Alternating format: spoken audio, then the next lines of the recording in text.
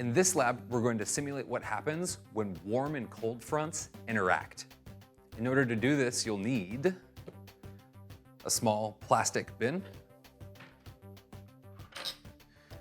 2 small beakers, but the 50 milliliter ones work well, 2 different food colorings. I'll be using the blue and yellow, and then some colored pencils to complete the assessment questions at the end. Right, the first thing you're going to want to do is to fill up your plastic bin about 1/4 of the way with water. Some way to estimate this is you don't want the water higher than the depth of one of these beakers. Once you've filled the container, the bin, about 1/4 of the way up or so with water, we're going to want to put 2 different temperatures of water into your beakers. So I've got hot tap water on one side and then cold water in the other beaker. If you really want the simulation to work well, you can even add an ice cube to the cold water.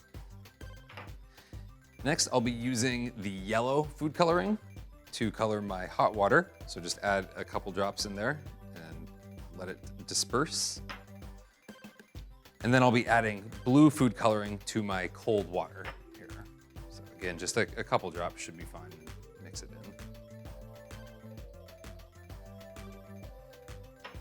Once the food coloring has been mixed in, go ahead and take each one of your beakers and place them on the opposite ends inside the bin. It's cold on one side and hot on the other.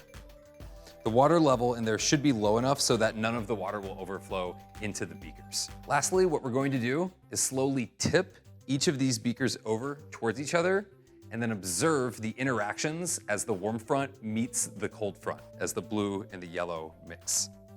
You'll record these observations in your data table, sketch them down with colored pencils, and then you can answer the questions and complete the lab.